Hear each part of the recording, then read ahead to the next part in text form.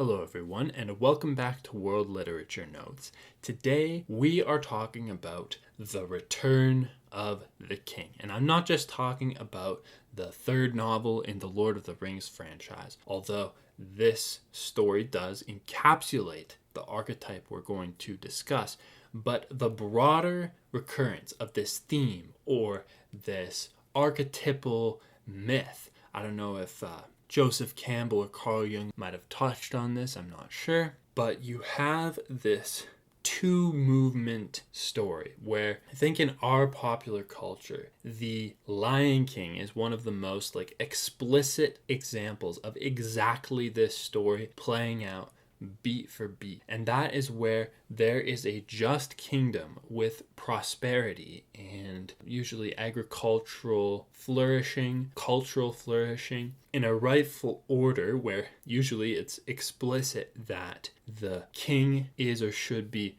compassionate to the poor and productive towards industry and security and prosperity. Then something happens to disrupt the kingdom, and usually this manifests with the king being banished, usually physically banished from the kingdom, and having to later return after maybe some self-examination to reclaim the throne. And in The Lion King, right, you have the death of Mufasa, the rule of, I think, Scar, I think is the other lion's name, and then Simba, interestingly, with the encouragement of his girlfriend, I forget her name, returns to the kingdom, engages in basically a just war, and restores order, prosperity, peace, and goodness to the kingdom so that the credits can roll, and it's very nice. Despite the Disney-ified kind of simplicity of this story, I think it does touch on a lot of the major beats that we're going to explore maybe in a little more depth throughout this video as we talk about a few other popular culture stories and world epic poetry and so forth. You can see how maybe in Lord of the Rings, which I haven't read all the way through. I think when I tried to read it as a kid, I got halfway through the Two Towers and just kind of lost the plot a bit and didn't have the motivation to finish it. Maybe one day, we'll see. But as I remember it, the story kind of already starts out with the kingdom of Gondor having been kind of historically distanced from its former glory, and the equivalent of Scar, or the unjust king that's now ruling the land, namely Sauron, I guess is kind of already in power as the story starts. And the return of the king itself, the conclusion of the story, is, based on my pretty basic understanding of the Lord of the Rings from the movies and so forth, that is kind of the focus, where it's this second beat of the archetypal myth that is centered. Not that, the fall of Gondor isn't, still part of the lore and so forth. But if we look at what I think is probably the most famous or the most, resonant and talked about instantiation of this myth in our popular culture, we can look at Star Wars, where we're taking the prequels and the original movie trilogy together, we actually get both beats of this story really fleshed out, and at times in a really powerful way. I'm going to see if I can find a clip of this. I don't know, you might have various opinions about her. I think I went down a rabbit hole of looking at some of her lectures once. I don't have strong opinions on what she's done, but this kind of public intellectual type figure, Camille Padula, has, I think, a somewhat famous little diatribe about Star Wars Episode 3, Return of the Sith. I'm actually going to see if I can play a little clip of that to give you an idea of kind of what I'm talking about here. Hayden Christensen and Ewan McGregor did that, and for months they learned the sword play. It's absolutely phenomenal. It is dance. This is contemporary dance. And okay, so you get this music and the passionate emotion, the two love-hate between these two men. Okay, and the whole thing's like a Puccini opera. Okay, going back and they're on the and so on. Right, and then so you have this huge, it's like romantic nature painting, apocalyptic landscape of the lava. All right, and then And you get this theme that Lucas crosscuts. There's a destruction of the Senate chamber going on the planet of Coruscant. Okay, so you get this theme of the destruction of politics going on at the same moment, and you have the destruction of industry going on, and the whole industrial complex of the planet of Mustafar starts degenerating. You get these girders. We see the handsome, Hayden Christensen as Anakin Skywalker. Okay, getting like.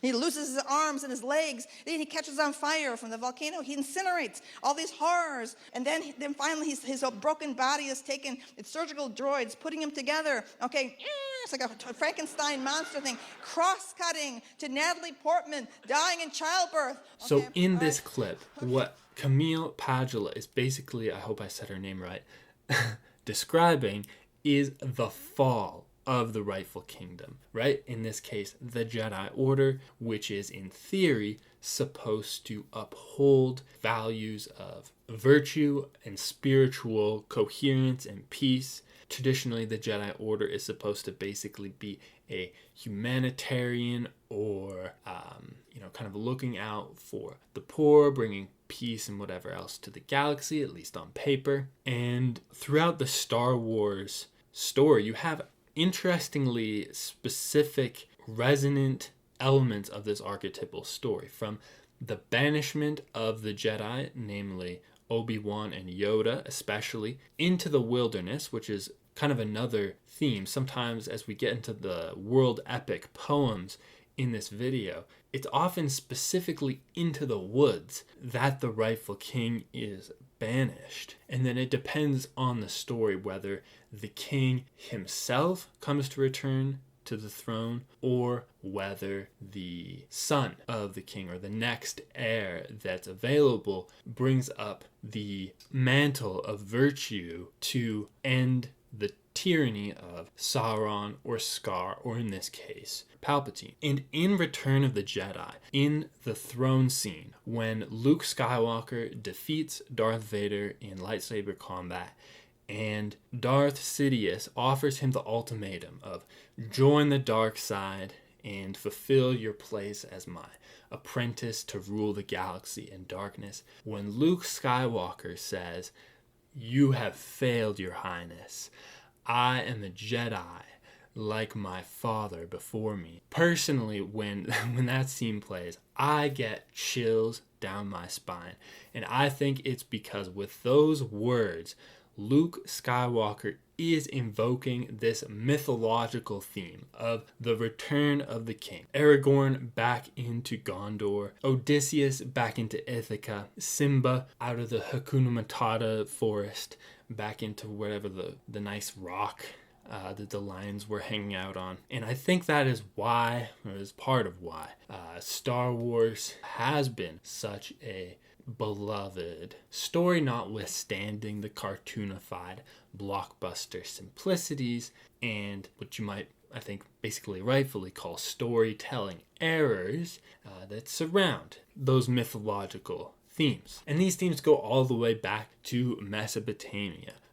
I think I have a couple of videos on the goddess Inanna and the cycle of her poetry, the marriage between Inanna and Dumuzi bringing prosperity to the kingdom, and then in the descent of Inanna into the underworld, and also at the end of that story when she brings the king Dumuzi into the underworld and the prosperity of the kingdom wanes. The poetry of Enheduanna, she is talking about banishment from her rightful place as the priestess of a certain city.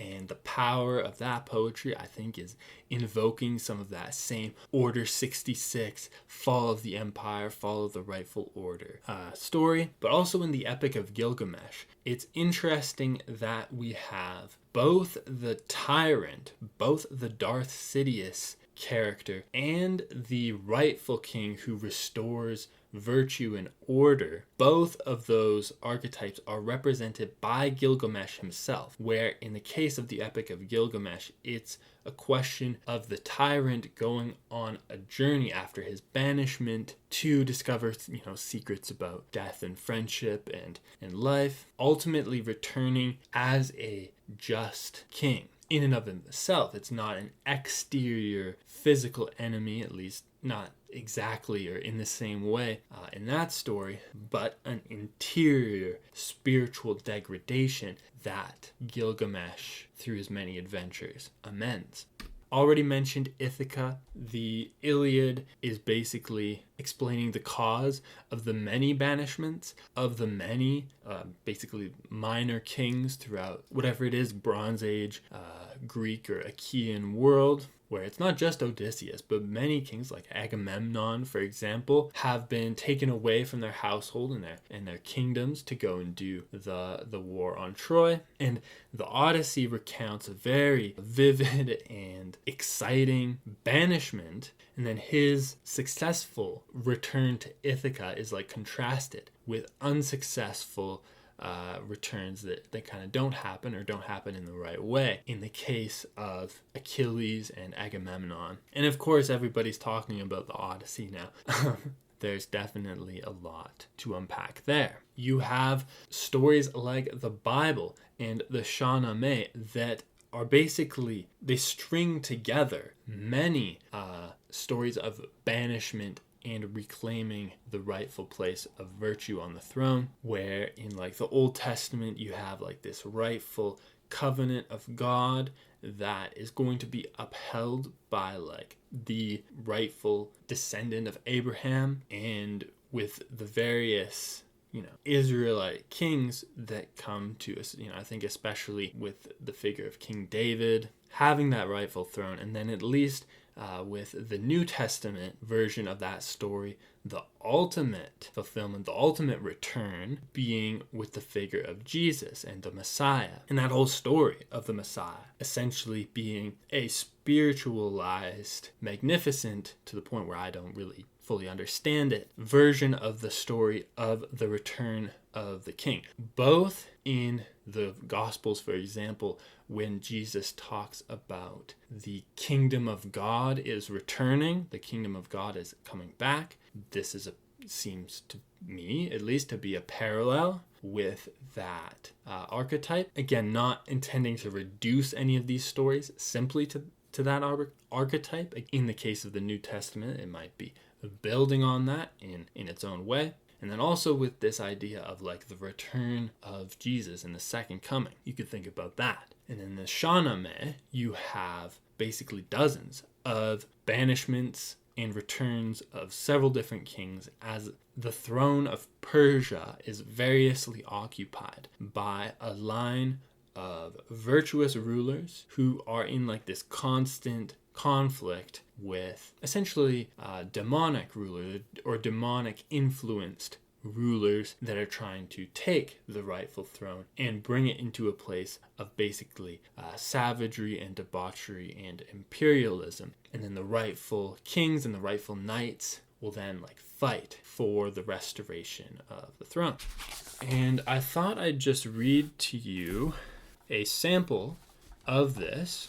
Most of the stories we're talking about today are a bit too long to actually like tell the story in full. But with Ahmed Sadri's and Hamid Rahmanian's illustrated Shahnameh, very beautiful book, I guess published by Norton, there are basically short and digestible renditions of the stories from the Shahnameh. So I'm going to read the first episode, the first little story from the Shahnameh to kind of give an example of exactly this archetype playing out in full. So this is the story of, I apologize if I butcher any of the pronunciations here, the first king, Kayumars. As the sun entered the constellation of Aries, and the world rejoiced in the glory of spring, a man by the name of Kayumars ascended the throne of the world and started his rule. He took residence in the mountains with his companions, wore the skin of a leopard, and inaugurated the customs preparing food. He was tall as a cypress, and his face shone with a halo of divine sanction like a full moon. So it's saying that this guy is the rightful king. He has the mandate of heaven, as you might say in Chinese history. Animals of the world, both carnivore and herbivore, humbled themselves at his threshold and pledged their obedience. He reigned for 30 years. The king had no enemies in the world but for the archdevil, the source of all darkness in the universe, Ahriman, right? So this story's Scar or Sidious. Rankled by envy of the new king, Ahriman hatched a plot with his son to crush Kayumars. Hazuran was the name of that son, and he resembled a fearsome wolf. Crowds of demons flocked to Hazuran. Kayumars had a wise and handsome son named Siamak, whom he adored. He cried with joy to see his son and the dreaded being separated from him. The angel Sorush appeared to Siamak and told him that the forces of the devil were on the move. Siamak was stirred to anger and gathered an army to stand against Hazuran. The prince wore only a leopard skin, as armor did not exist yet. He went forth to wrestle with the fearsome son of Ahriman, but Hazuran threw Siamak on the ground and mauled him to death. Right? So in this case, it's not the rightful king, but the rightful heir to the throne who's actually been killed. When Kayumars heard what had happened, he fell off his throne, lacerating his face and crying tears of blood. The armies and all creatures, both man and beast, came to share in the king's sorrows. After a year of grief, the angel Sorush appeared to the king and commanded him to stop mourning and prepare to avenge his son's death. Right? This is like, help me, Obi-Wan Kenobi, you are my only hope. It shouldn't be reduced to that. This is a whole mythology of the religions of ancient Iran, both Zoroastrian and even the predecessors of Zoroastrian traditions. But you can see like the archetypal parallels. Kayumars was getting old and the world needed a new leader. He decided to entrust the command of the war of revenge to Siamak's son, a lad by the name of Hushang. King Kayumars stood at the heart of the army as Hushang led the charge.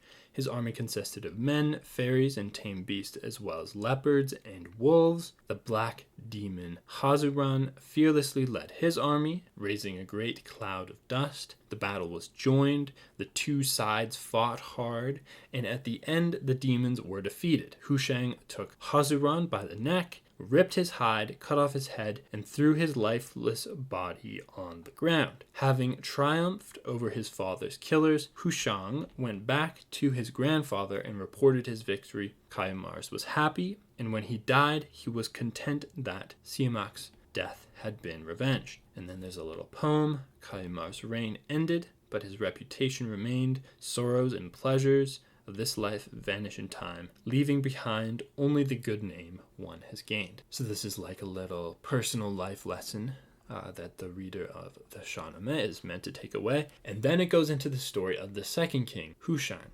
And from there, the Shahnameh basically evolves into a continuous cycle of the rightful heir ruling and leading the kingdom to prosperity, and then some version of an Ahriman comes to try to disrupt this, and the great warriors have to fight for the good.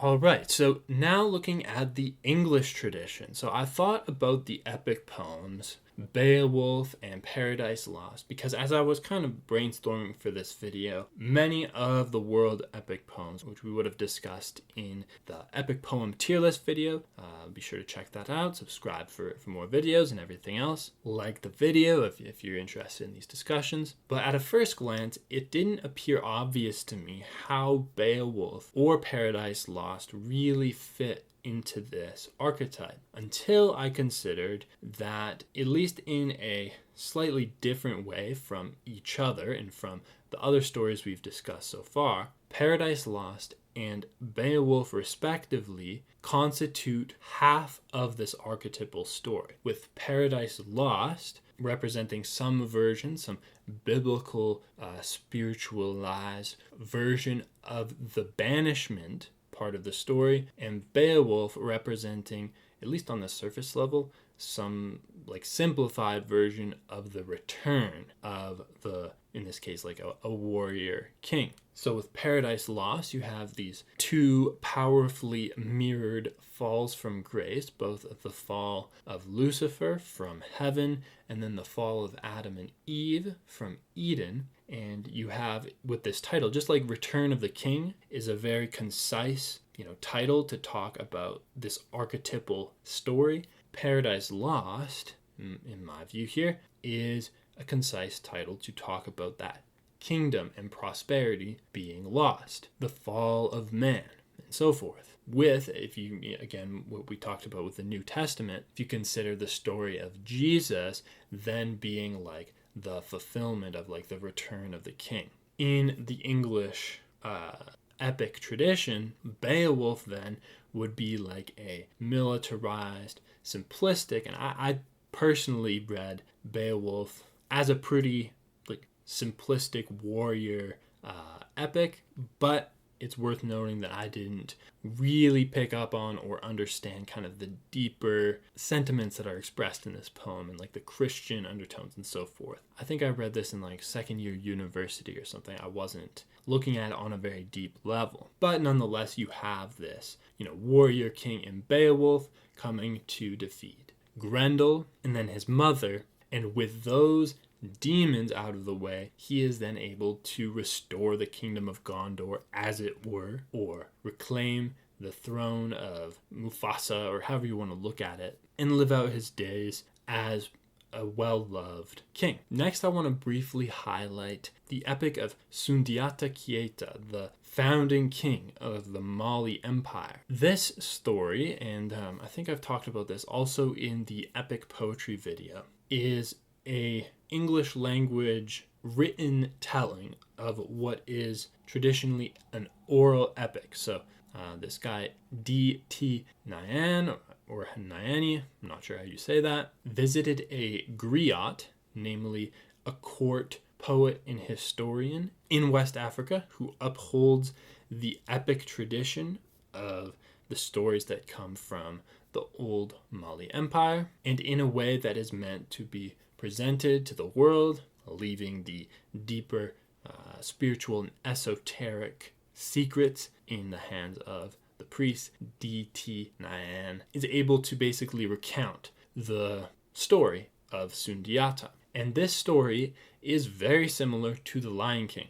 In fact, here's a source where Sundiata Keita is apparently said to have been known as a Lion King or the Lion King as well. You have basically an evil uncle type of character. Actually, he's like a sorcerer kind of guy who has killed many kings, just like Scar kills Mufasa in The Lion King. And after a period of banishment, Sundiata returns with an army to defeat the sorcery and reclaim his throne, also with the help of, I think in this case, it's like his sister, who is kind of privy to the secrets of the evil king and how to defeat him. And it's another very concise, very direct version of this story. So it's interesting how we've seen so far in this video a few examples of like spiritualized, deeply psychological or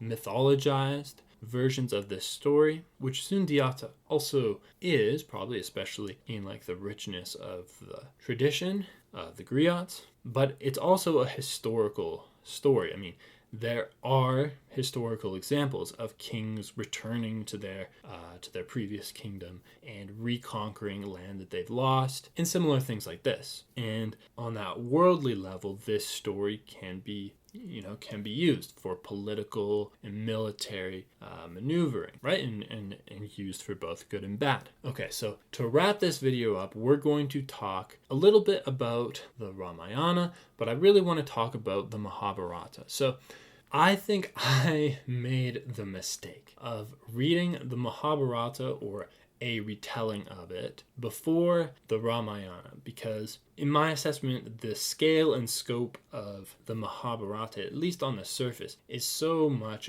bigger that it kind of dwarfs at least the overt scope of what the Ramayana is about. And so I wasn't quite as blown away with the Ramayana, at least on my first reading with this translation here, or this retelling, as I was with the Mahabharata. But briefly, the Ramayana follows the story of Rama, who is a very impressive young warrior and prince, and just as he's about to take his rightful place as king, there is some, competition and maneuvering among one of his mothers. He has a few different, his father had several different wives and so forth, so that I think his half-brother or one of his family members takes the throne instead of him. And this is regarded by everyone, including the guy who actually takes the throne, as an injustice. But nevertheless, Rama is forced to go into exile, right, into the forest of Dagobah, as you do, and he brings his wife with him, and then his wife gets stolen by demons. So then the bulk of the story is basically about this war with the demons. And so he has to first reclaim his wife from the demonic realm, or the demonic city, and then he can return to his home and reclaim the throne. And it's a very, very beautiful, very, very storied and elaborate epic. There's lots of modern retellings, including, I think, a film version coming out soon. So yeah, but just on a first reading, I don't really know how much more I can speak to it beyond that, other than just as Camille Padula articulated with Star Wars, there are lots of very moving passages about, the meaning of the rightful king being banished and the virtue of this king versus how he deals with the hardship of kind of the unfairness of his situation. And just one of the moments that really stood out to me is kind of during the war arc or whatever, towards the climax, there are like spies from the enemy camp that come into Rama's military camp, or I guess from the enemy city. They come into his camp to try to spy on him, and these spies get captured and brought before Rama, where he basically gets to decide what to do with them, right? And usually when a spy gets captured in an enemy camp, usually they get executed or whatever else. But just to emphasize how virtuous and how impressive Rama is, he just kind of has a casual conversation with these spies, and I guess at the end of it he kind of says, okay, and you guys are welcome to go free, and feel free to gather any information you need before you go. So he basically says, yep, go ahead, spy on us. We don't mind. And, if our enemy has that advantage over us, we'll still win. We don't care. So yeah, it's full of really cool moments like that. But what I really wanted to talk about, and one of the core things that really inspired this video, is a specific moment in the Mahabharata. It's kind of a specific story called the dice game. And this is a famous episode within this gigantic book. I cannot do it justice here. It deserves it. I'm going to say its own video. I've seen someone make an entire YouTube channel dedicated to the Mahabharata, and I think that's really what it would take to do this story justice. But the dice game is basically the inciting incident of the Mahabharata, during which the rightful heirs to the throne of Hastinapur, the Pandava brothers, are banished, and they are usurped by the Kaurava side of their family through this manipulative, rigged dice game that Yudhishthir continues to fall for, Yudhishthir being the rightful king, the leader of the Pandava brothers. And in the retelling that I first encountered this story from, Sudipta Bhaumik's, if I said that right, the stories of the Mahabharata, it's available as an actual book, novelized kind of retelling of the Mahabharata, also as a free podcast on YouTube and Spotify. I think you have to listen to it across both to get the whole thing. A very engaging retelling of this story. I don't know if it's the best one. It could take a lifetime to really, really appreciate the depth and richness of this story. The point being that this dice game story, in just that rendition, contained within it as much or more emotion of unfairness and regret, but also you see these glimmers of hope shining through, as we see in Star Wars Episode 3, as Camille Padula articulated for us. growing up watching that movie, I would watch Order 66 taking place and I would almost be ready to cry, right? It's such an emotional downfall. And the instantiation of that archetype in the dice game episode is just as, if not more moving than that. And here it is, like a free podcast on YouTube if you want to check it out. This moment that we see in this painting here is about the attempted public dishonoring of the queen of the Pandavas, Draupadi. And what's going on here is that the kind of the evil-ish, although it's a more complicated story than that, Kaurava brothers, who are trying to, I guess they're cousins of the Pandavas, they're trying to take all the possessions of the Pandavas through this dice game, and that includes their wife, Draupadi, and they attempt to dishonor her by stripping her publicly. But this is such an injustice that the gods intervene, and as this guy, I forget his name, is like tearing her clothes away, they just spiral out infinitely and leave her fully clothed and prevent her from being dishonored. And so it's this little ray of hope, almost that you see in the voice of Padme in episode 3. There is still good in him, right? There's still a way for this to work out. And this little moment here with Draupadi is one of the things that captures that little ray of hope for the second movement of this story, the eventual return of the Pandavas that actually does happen after the Kurukshetra War. Okay, so that was my little introduction to this archetypal theme. Let me know what you guys think in the comments. Are there any important stories that represent this archetype that I missed out on? I would love to hear about it in the comments. I hope you got something out of this. I hope you're excited to maybe look at one of these epic poems, or look at them in a slightly different way. Maybe watch Star Wars again if that's what you get out of this. In any case, thank you for staying all the way to the end. Subscribe for more videos, and I hope you have a wonderful day.